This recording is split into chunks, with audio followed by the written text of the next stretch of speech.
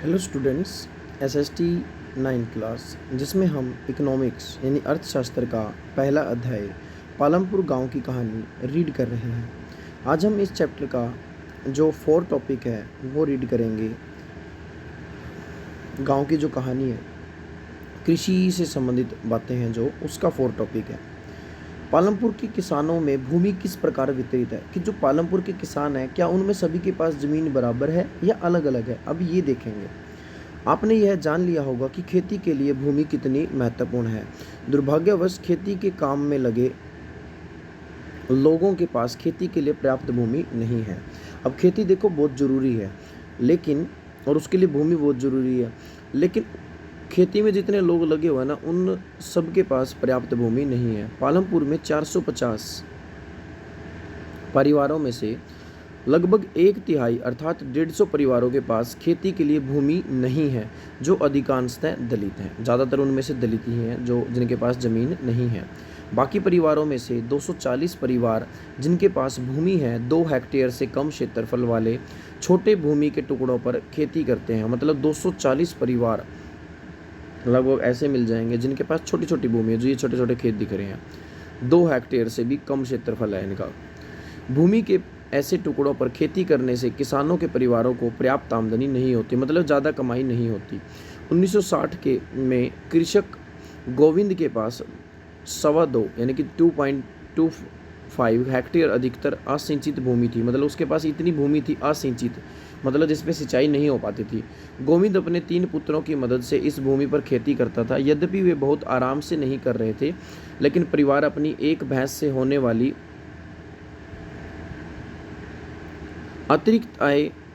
कुछ अतिरिक्त आय के द्वारा अपना गुजारा कर रहा था। अब जब देखो बिल्कुल थोड़ी सी ज़मीन है तो इसमें काम तो नहीं चलने वाला था, इसलिए उनके पास एक भैंस थी जिससे वो अपना काम चला रहे थे।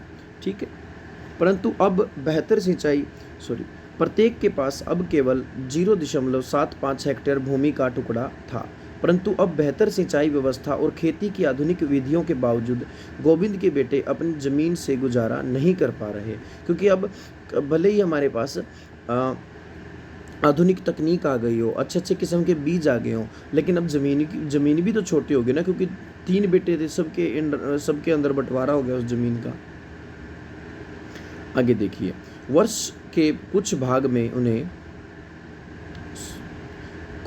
उन्हें कुछ अतिरिक्त कार्य भी ढूंढना पड़ता है। मतलब साल के बीच में उन्हें कुछ एक्स्ट्रा काम भी करने पड़ते, तब जाकर उनका घर का गुजारा चलता है। उस ज़मीन से गुजारा नहीं चल रहा। चित्र 1.5 में आप एक गांव के चारों ओर बिखरे हुए भूमि के छोटे छोटे टुकड़ों को देख सकते हैं। ये देखिए, तो इसमें आप देख सकते हो ना कैसे भूमि के टुकड़े अलग अलग वितरित हैं, बिखरे हुए हैं।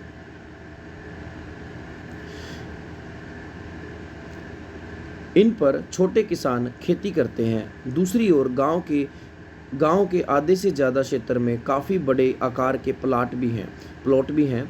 पालमपुर में मझोले और बड़े किसानों के 60 परिवार हैं जो 2 हेक्टेयर से अधिक भूमि पर खेती करते हैं। मतलब लगभग 60 परिवार ऐसे हैं जिसमें बड़े किसान और मझोले, मतलब ना वो ज़्यादा छोटे ना बड़े किसान कहलाते हैं, ठीक है, बीच के हो गए, मीडियम।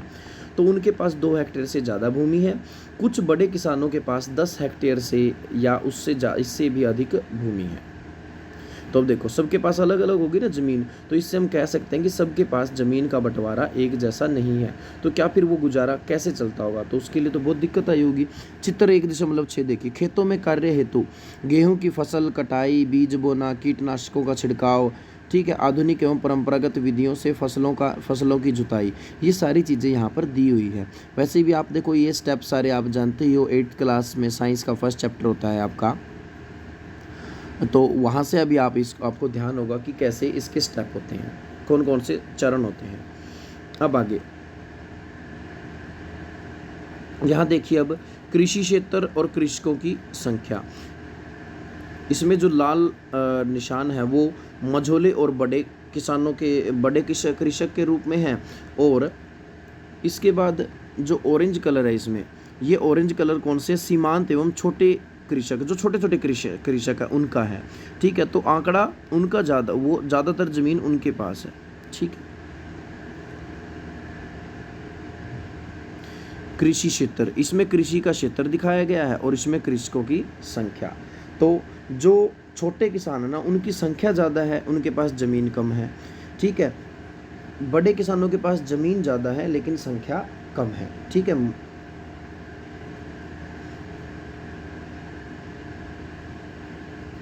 अब नेक्स्ट टॉपिक रहेगा हमारा 5th टॉपिक। पिछले टॉपिक से पता चला कि सबके पास ज़मीनें बराबर नहीं है तो पैदावार बराबर नहीं है, सबका अलग अलग गुजारा, अपन जिन जो बहुत ही छोटे किसान हैं उनको तो अपना गुजारा करने के लिए खेती से भी अलग काम करने पड़ते हैं। नेक्स्ट, श्रम की व्यवस्था कौन करेगा। अब जो श्रम है उसकी काम की जो है, भूमि के पश्चात श्रम उत्पादन का दूसरा आवश्यक कारक है। अब देखो भूमि जो था उसके बारे में तो हमने बहुत अच्छे से पढ़ लिया, कितनी डिटेल में पढ़ा। अब हम जो उत्पादन का दूसरा कारक है यानी कि श्रम, उसके बारे में पढ़ेंगे। खेती में बहुत ज़्यादा परिश्रम की आवश्यकता होती है। छोटे किसान अपने परिवार के साथ अपने खेतों में स्वयं काम करते हैं। अब वो ज़्यादातर बचते हैं, किस चीज़ से बचते हैं, किसी और बाहर के लोग को काम पर लाने से। क्योंकि अगर छोटे किसान हैं तो छोटी सी ज़मीन पर अगर पूरा परिवार काम करेगा, उससे काम चला लेंगे तो जितना भी मतलब थोड़ी बहुत कुछ बचत हो जाएगी। अगर और किसी बाहर से किसी मजदूर को लगाएंगे तो वो कुछ ना कुछ एक्स्ट्रा पैसे लेगा या कुछ ना कुछ उसको अनाज देना होगा, जिससे उनको थोड़ा नुकसान होगा, ठीक है। आगे, इस तरह वे खेती के लिए आवश्यक श्रम की व्यवस्था स्वयं ही करते हैं। मतलब जो श्रम की ज़रूरत है, मजदूरों की ज़रूरत है, वो खुद ही करते हैं। मझोले और बड़े किसान अपने खेतों में काम करने के लिए दूसरे श्रमिकों को किराए पर लगाते हैं, ठीक है। आइए चर्चा करें में। देखो, खेतों में किए जाने वाले कार्यों को चित्र 1.6 में पहचानिए, जो मैंने ऊपर आपको बताया था, ठीक है। और इनको उचित क्रम में व्यवस्थित कीजिए कि कौन सा स्टेप पहले आता है, ठीक है। जुताई पहले आती है या बुआई पहले आती है, ठीक है, ये सब। आगे, खेतों में काम करने के लिए श्रमिक या तो भूमिहीन परिवारों से आते हैं। अब देखो, जो खेतों में काम करने वाले लोग होते हैं ना, मजदूर होते हैं, वो आते कहाँ से हैं, वो ऐसे परिवारों से आते हैं जिनके पास खुद के पास ज़मीन नहीं होती, ठीक है। या बहुत छोटे प्लाट में खेती करने वाले परिवारों से, जैसे कि हमने ऊपर भी देखा था, ठीक है, वो 0.75 वाला, ठीक है। वो क्या करते हैं, गुजारा करने के लिए कोई कुछ और जुगाड़ भी करते हैं। तो ऐसे ये है।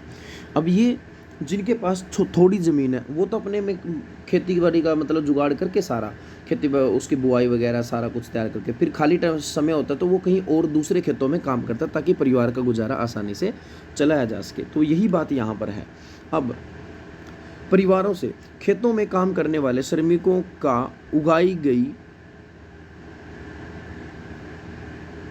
फसल पर कोई अधिकार नहीं होता। अब देखो, जो खेतों में मजदूर होते हैं उनका जो फसल उगाई जाती है ना, उस पर कोई अधिकार नहीं होता। उनका अधिकार होता है मजदूरी पर, जैसा किसानों का होता है। बल्कि उन्हें उन किसानों द्वारा मजदूरी मिलती है जिनके लिए वे काम करते हैं। मतलब आप अगर मान लो मैं एक मजदूर हूँ, कृषि मजदूर हूँ, अगर मैं आपके खेत में काम कर रहा हूँ तो आपकी जो फसल है ना, उस पर मेरा कोई अधिकार नहीं है। मुझे तो सिर्फ जितने दिन मैं काम करूँगा ना, जितने समय, उसके हिसाब से मुझे उसकी दिहाड़ी मिल जाएगी, मजदूरी मिल जाएगी, ठीक है। मजदूरी नकद या वस्तु जैसे अनाज के रूप में हो सकती है। जैसे गेहूं है, हम गेहूं की कटाई करते हैं, कोई 2 मन देता है, कोई 1.5 मन देता है, कोई 1 मन देता है, यानी कि 40 किलो मन की होती है, ठीक है। तो उसके हिसाब से गेहूं देते हैं कटाई के ऊपर, तो वो हमारी मजदूरी के रूप में है। कोई पैसे दे देता होगा, जैसे आजकल जीरी का सीज़न चल रहा है तो जीरी लगाई जा रही है गर्मी के इसमें, जून जुलाई के महीने में जीरी लगाई जाती है। तो अब उनको दिहाड़ी दी जाती है कि भी 1 किले के 600 रुपये या हर रोज़ के 300 रुपये, कुछ ना कुछ ऐसे उनके साथ फिक्स किया जाता है। आगे, मजदूरी कभी कभी श्रमिकों को भोजन भी मिलता है। मतलब कई जगह उनको खाना भी दिया जाता है, कई जगह तो सिर्फ पैसे मिलते हैं, भी खाना वाना तुम्हारा होगा, चाय भी तुम्हारी होगी। कई जगह सारी मतलब खाना वाना भी हम दे देंगे, भाई तुम्हें मजदूरी भी देंगे, अच्छे से काम करना, ठीक है, चाय भी देंगे। तो ये सारी चीज़ें वहाँ पर पहले से ही फिक्स हो जाती हैं।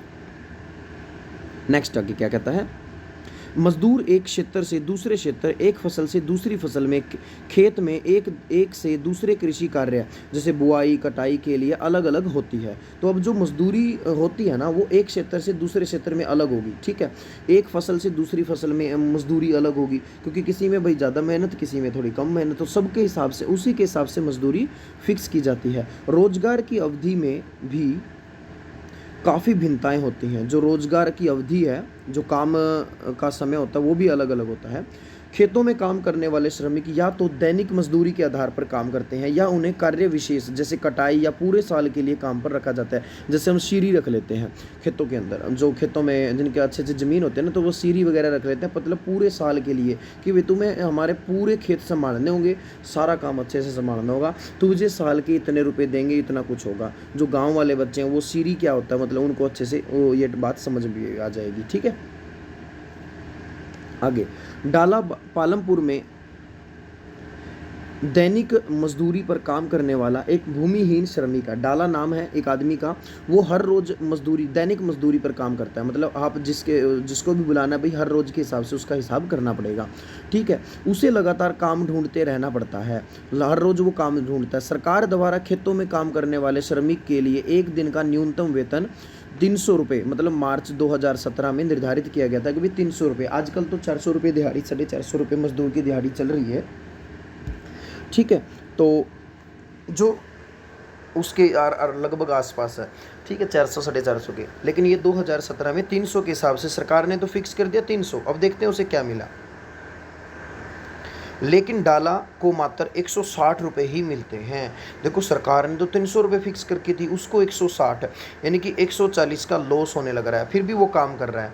पालमपुर में खेतीहर श्रमिकों में बहुत ज़्यादा स्पर्धा है। स्पर्धा का मतलब क्या है, कंपटीशन बहुत ज़्यादा है, मतलब इसलिए लोग कम वेतन में भी काम करने को सहमत हो जाते हैं। डाला अपनी स्थिति के बारे में रामकली से शिकायत करता है, जो कि एक अन्य खेतीहर मजदूर है। डाला और रामकली दोनों गांव के निर्धनतम व्यक्तियों में से हैं। दोनों ही क्या हैं, दोनों ही कम जो गरीब लोग हैं। अब समझो एक चीज़ यहाँ पर क्या है कि वो कम स्पर्धा का मतलब क्या है। देखो जब काम कम हो और उसके लिए लोग ज़्यादा अवेलेबल हों तो क्या करेंगे, हर व्यक्ति सोचेगा भाई मैं वेला बैठा हूँ, चलो कोई बात नहीं, 300 का काम था वैसे तो चलो 150 मिलेंगे, कुछ तो आएगा घर में। ठीक है, उसकी वजह से वो कंपटीशन बढ़ जाता है। जब काम करने वाले ज़्यादा लोग हों और काम कम हो तो उसमें कंपटीशन बढ़ जाता है।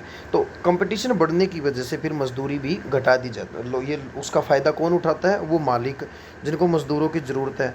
ठीक है, तो वो कम से कम मजदूरी में लेना पसंद करेंगे। और हम सोचते हैं भाई चलो कोई बात नहीं, घर पे बेले बैठे हैं, उससे कुछ तो आएगा, 100 रुपये तो मिलेंगे, 50 रुपये तो मिलेंगे। तो इस तरह से वो ये सोचकर सहमत हो जाते हैं।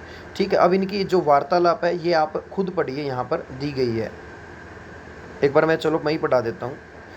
वैसे यहाँ पर देखिए, आजकल काम मिलना कठिन है, केवल बड़े किसान ही हमें रखते हैं, वह भी बहुत कम दिनों के लिए। ठीक है, अब देखो ये जो लेडीज़ ये कह रही है, घनश्याम एक बड़ा किसान है और उसने अभी अभी एक हार्वेस्टर खरीदा है, इसलिए इस वर्ष कटाई के मौसम में हमें और भी कम काम मिलेगा। क्योंकि अब वो कटाई की मशीन ले आया, तो ये दोनों आपस में बातें कर रहे हैं इस तरीके से, इसलिए इस वर्ष कटाई के मौसम में हमें और भी कम। पिछले वर्ष मैंने पूरे वर्ष में 5 माह से भी कम समय काम किया था, मतलब पूरे साल में 12 महीने होते हैं, 12 में से 7 महीने इसको बेरोजगार रहना पड़ा, सिर्फ 5 महीने काम मिला। आगे, हमारे पास जुताई के लिए ट्रैक्टर, कटाई के लिए हार्वेस्टर तथा गहराई के लिए थ्रेसर हैं। यहाँ तक कि खरपतवार को साफ करने के लिए कुछ किसान खरपतवार नाशकों को छिड़कते हैं। इस वर्ष मुझे रायगंज में ईंट भट्टे पर काम करने की तलाश करनी पड़ेगी, क्योंकि अब इसको दिख रहा है कि भी खेतों में तो काम है नहीं इतना, तो भट्टे पे काम करना पड़ेगा। ठीक है, आगे, मुझे स्थानीय साहूकार को 2000 रुपये देने हैं, मतलब इसने साहूकार से उधार ले रखे हैं। मैंने पिछली गर्मियों में 1000 रुपये लिए थे, जब खेतों में काम नहीं था, मैं इसे कैसे चुकता कर पाऊंगा। मैं 2 वक्त के भोजन के लिए भी कठिनाई से कमाता हूँ। तो देखो इसी वजह से तो वो 2000 रुपये हो गए, वही 1000 रुपये के बेचारे ने मांगे थे, और अब वो ब्याज लग के 2000 हो चुके हैं। तो किस तरह से इनका कठिन जीवन है। आगे देखो क्या कहते हैं, मेरी स्थिति भी ज़्यादा अच्छी नहीं है, पिछले कर्ज के कारण साहूकार मुझे ऋण देने से मना कर देते हैं, क्योंकि भाई इसने ये भी बेचारी पिछला कर्ज अपना नहीं उतार पाई। अब इसमें सविता की कहानी पढ़ते हैं। सविता की कहानी से पहले, हाँ, ये हमारा जो 5 टॉपिक था वो कंप्लीट हो गया यहाँ पर। अब यहाँ हम पढ़ेंगे सविता की कहानी। ये आइए चर्चा करें, ये आप खुद वैसे रीड कर लिया करें, ताकि थोड़ा बहुत इनमें से कुछ आपको पता चल जाए। आगे देखिए 6 टॉपिक, खेतों के लिए आवश्यक पूंजी। अब श्रम के बारे में तो हमें पता चल गया, अब पढ़ेंगे पूंजी। ठीक है, खेतों के लिए जो आवश्यक पूंजी होती है, आप पहले ही देख चुके हैं कि खेती के आधुनिक तरीकों के लिए बहुत अधिक पूंजी की आवश्यकता होती है। अगर देखो, अगर आप मॉडर्न खेती करना चाहते हो मॉडर्न तरीके से, तो आपको ज़्यादा पूंजी की ज़रूरत होती है। अतः अब किसानों को पहले की अपेक्षा ज़्यादा पैसे चाहिए। देखिए, अधिसंख्यक छोटे किसानों को पूंजी की व्यवस्था करने के लिए पैसा उधार लेना पड़ता है। मतलब जो छोटे किसान होते हैं ना, ज़्यादातर छोटे किसानों को क्या करना पड़ता है, अपनी पैदावार के लिए या मतलब बिजाई वो खेती करने के लिए क्या करना पड़ता है, उनको पैसा उधार लेना पड़ता है। वे बड़े किसानों से या गांव के साहूकारों से या खेती के लिए विभिन्न आगतों की पूर्ति करने के लिए व्यापारियों से कर्ज लेते हैं, जो व्यापारी वगैरह होते हैं। ऐसे कर्ज पर ब्याज की दर बहुत ऊंची होती है। कर्ज चुकाने के लिए उन्हें बहुत कष्ट सहन करने पड़ते हैं। अब ऐसा ही एक सविता की कहानी है। सविता एक लघु कृषक है। वह अपनी 1 हेक्टेयर ज़मीन, मतलब छोटी सी कृषक है, छोटी कृषक है वो। थोड़ी सी ज़मीन है उसकी 1 हेक्टेयर, उस पर गेहूं पैदा करने की योजना बनाती है। बीज और कीटनाशक के अतिरिक्त उसे पानी खरीदने और खेती के औजारों की मरम्मत करवाने के लिए नगद पैसों की ज़रूरत है। मतलब उसको नगद पैसे चाहिए इन सब चीज़ों के लिए। उसका अनुमान है कि कार्यकुशल पूंजी के रूप में ही उसे 3,000 रुपये चाहिए। कार्यकुशल पूंजी मतलब जो हमारी कार्यशील पूंजी होती है, उसमें भी उसको लगभग 3,000 रुपये तो चाहिए। उसके पास पैसा नहीं है, इसलिए वह एक बड़े किसान तेजपाल सिंह से कर्ज लेने का निर्णय लेती है। तेजपाल सिंह सविता को 24% की दर पर 4 महीने के लिए कर्ज देने को तैयार है। तो जो ब्याज की एक बहुत ऊंची दर है, मतलब बहुत ज़्यादा ब्याज हो गया अगर आप देखो इसको। ठीक है, अभी आप ना इसका निकाल के देखना। ठीक है, 3,000 रुपये तो हमारा क्या है, उसने जो मतलब बैलेंस जो मतलब उसने लिया था कर्ज, वो फिर उसकी रेट दे रखा है। ठीक है, और टाइम पीरियड दे रखा है। इससे आप ब्याज निकाल के देखो और पूरा कितना पड़ेगा उसका 4 महीने के अंदर, वो देखना, तो बहुत ज़्यादा रुपए बन जाएंगे। सविता को यह भी वचन देना पड़ता है कि कटाई के मौसम में उसके खेत में एक श्रमिक के रूप में 100 रुपये प्रतिदिन दिहाड़ी पर भी प्रतिदिन पर काम करेगी। अब देखो डबल मार होगी इसके साथ। एक तो ब्याज पे पैसा लिया, उसका ब्याज ज़्यादा।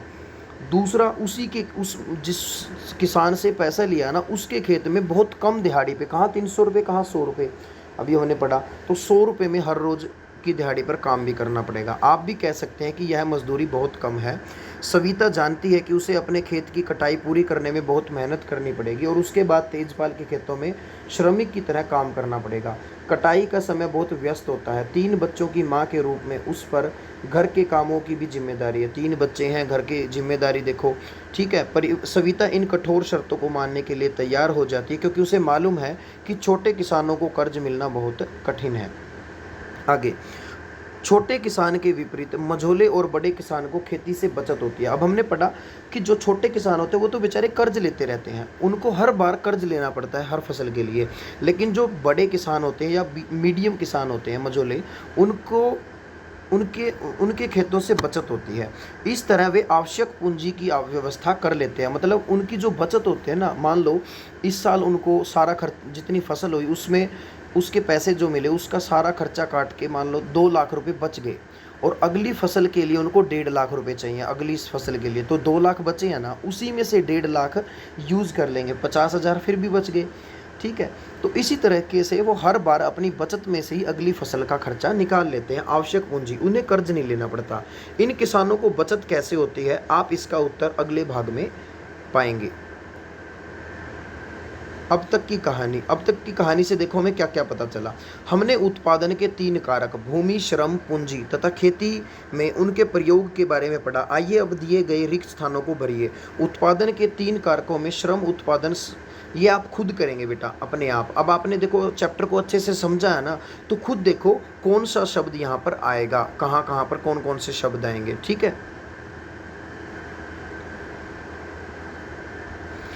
है, आप कोशिश कीजिए इसको अपने आप करने की। और जिन बच्चों ने अच्छे से रीडिंग को समझा है ना, या मतलब अच्छे से किया है, उनको वो ज़्यादातर बच्चे इसको फील भी कर लेंगे। आगे देखिए रीडिंग का जो काम है। अब हमारा 7वां टॉपिक है, जो हमारे इस चैप्टर के फर्स्ट टॉपिक का लास्ट टॉपिक रहेगा, सब टॉपिक। ठीक है, उपविषय। अधिशेष कृषि उत्पादों की बिक्री। अब जो अधिशेष मैंने आपको बताया था, ठीक है, अधिशेष कृषि उत्पादों की बिक्री कैसे होती है। मान लीजिए कि किसान ने उत्पादन के 3 तरीकों का प्रयोग कर अपनी भूमि में गेहूं उत्पादन कर लिया। उत्पादन के 3 तरीके कौन से? भूमि, श्रम और फिर तीसरा था पूंजी। इन तीनों का प्रयोग करके उसने अपनी खेती में कोई भी अपने खेत में गेहूं उगा ली।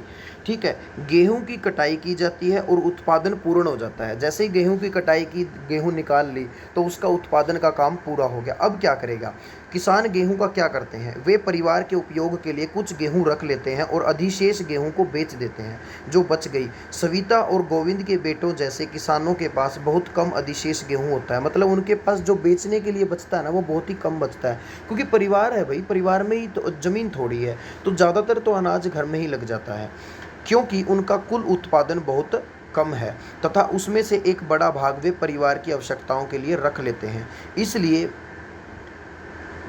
मझोले और बड़े किसान ही बाजार में गेहूं की पूर्ति करते हैं। तो जो बड़े बड़े किसान है ना, वही बाजार में अपना गेहूं पहुंचा पाते हैं। छोटे किसानों का गेहूं इतनी मात्रा में नहीं पहुंच पाता। ठीक है, चित्र 1.1 में आप गेहूं से लदी बाजार जाती बैलगाड़ी देख सकते हैं। स्टार्टिंग में जो ऊपर है चैप्टर की, बाजार में व्यापारी गेहूं खरीदकर उसे आगे कस्बों या शहरों के दुकानदारों को बेच देते हैं। मतलब व्यापारी खरीदते हैं मंडी में और वो फिर आगे बेचते हैं उसको। एक बड़े किसान तेजपाल सिंह को अपनी समस्त भूमि से 300 क्विंटल गेहूं अधिशेष गेहूं प्राप्त होता है। मतलब ये उसकी एक्स्ट्रा है। अपने घर का तो गेहूं रख लिया, उसके बावजूद भी उसके पास 350 क्विंटल गेहूं बच गया। अपने अतिरिक्त गेहूं को वह रायगंज के बाजार में बेच देता है और अच्छी कमाई होती है। अब देखो 350 क्विंटल, 350 बोरी, ठीक है, जिसको हम कह सकते हैं, तो बहुत ज़्यादा होगी ना, तो वो अच्छी कमाई हो जाएगी उससे। तेजपाल सिंह इस कमाई का क्या करता है? पिछले वर्ष तेजपाल सिंह ने अधिकांश पैसा बैंक में अपने खाते में जमा कर दिया था। मतलब जो पिछले साल बचत हुई थी ना, उसको लगभग सारे पैसे को बैंक में जमा करवा दिया था। बाद में उसने उस पैसे का उपयोग सविता जैसे किसानों को कर्ज देने में किया, जिन्हें कर्ज की आवश्यकता होती है। फिर उसी पैसे से क्या कर लिया, मतलब लोगों को ब्याज पर पैसा देना शुरू कर दिया। ठीक है, उसने बचत का उपयोग अगले मौसम की खेती के लिए कार्यशील पूंजी की व्यवस्था करने में भी किया और उसी पैसे का उपयोग, जो थोड़ा बहुत और बच गया था, उसी पैसे का उपयोग करके अगली खेती के लिए जो भी सामान चाहिए था उसी पैसे से खरीद लिया। तो मतलब उसको कहीं से एक्स्ट्रा पैसे का इंतजाम, 1 भी रुपए का इंतजाम एक्स्ट्रा नहीं करना पड़ा। इस वर्ष तेजपाल सिंह बचत के पैसों से एक ट्रैक्टर खरीदने की योजना बना रहा है। दूसरे ट्रैक्टर से उसकी स्थिर पूंजी में वृद्धि हो जाएगी। अब देखो, ट्रैक्टर खरीद लिया। ट्रैक्टर ये तो है नहीं कि 2-4 दिन या साल 2 साल चलेगा, वो तो उम्र भर का हो गया ना, काफ़ी लंबे समय तक चलेगा। यानी कि एक स्थायी पूंजी उसकी फिक्स हो गई। इससे उसकी खेती में और भी ज़्यादा बढ़ोतरी होगी। तेजपाल सिंह की भांति दूसरे बड़े और मझोले किसान भी खेती के अधिशेष कृषि उत्पादों को बेचते हैं। कमाई के एक भाग को अगले मौसम के लिए पूंजी की व्यवस्था के लिए बचाकर रखा जाता है। इस तरह वे अपनी खेती के लिए पूंजी की व्यवस्था अपनी ही बचत से कर लेते हैं। मतलब खेत अगली फसल के लिए जो भी पैसे की ज़रूरत होती है वो पिछली फसल की बचत से हो जाती है। तो इस वजह से इन बड़े किसानों को, मझोले किसानों को कहीं से कर्जा नहीं लेना पड़ता। कर्जा नहीं लेना पड़ता तो इसीलिए हमेशा फ़ायदे में होते हैं और आगे बढ़ते रहते हैं। लेकिन छोटे किसान हमेशा कर्ज के नीचे दबे रह जाते हैं। आगे, कुछ किसान बचत का उपयोग पशु, ट्रक आदि खरीदने तथा दुकान खोलने में भी करते हैं। जैसा कि हम देखेंगे, इन सब को गैर कृषि कार्यों के लिए पूंजी कहा जाता है। तो जो एक्स्ट्रा चीज़ों में पैसा लगाएगा, अपना कृषि का पैसा, खेती से जो पैसा कमाया, अगर वो किसी और चीज़ में लगाने लग रहा है तो वो गैर कृषि पूंजी कहलाती है। ठीक है, ये थी जितने भी हमने आज तक की रीडिंग की है बेटा, ये सारी की सारी रीडिंग कृषि के ऊपर निर्भर थी, कृषि के उत्पादन से संबंधित थी। अब जो हम आगे रीडिंग करेंगे, नेक्स्ट टाइम रीडिंग करवाएंगे, ये पालमपुर में गैर कृषि क्रियाएं, मतलब ये खेती से अलग चीज़ें होंगी, जैसे डेयरी है। ठीक है, उसके बाद पालमपुर में लघु स्तरीय विनिर्माण, मतलब छोटे स्तर पर वहाँ प्रोसेसिंग का काम है, जो छोटी छोटी चीज़ें बनाते हैं। ठीक है, उसके बाद और टॉपिक क्या रहेगा, और टॉपिक रहेगा दुकानदार, परिवहन, ये सब इसके अंदर टॉपिक रहने वाले हैं और इन्हीं 4 टॉपिक के साथ हमारा चैप्टर भी कंप्लीट हो जाएगा। आई होप अब तक मैंने जितना आपको समझाया है आपको अच्छे से समझ में आया होगा। और बेटा मैं जब बीच में जो कुछ चीज़ें छोटी-छोटी छोड़ देता हूँ, ये आप सेल्फ रीडिंग, क्योंकि अब आप 9th क्लास में हो चुके हैं, इतना आपका माइंड डेवलप हो चुका है कि आप बहुत सारी चीज़ों को रीड करके अंडरस्टूड अच्छे से कर सकते हैं। ठीक है, तो ये जो एक्स्ट्रा चीज़ें होती हैं ये आप खुद रीड कर लीजिए। जैसे आओ चर्चा करें, ये जो भी क्वेश्चन आंसर ये फिल इन द ब्लैंक्स जो मैंने दिए ये ज़रूर फिल करना। ठीक है, thank you, have a good day.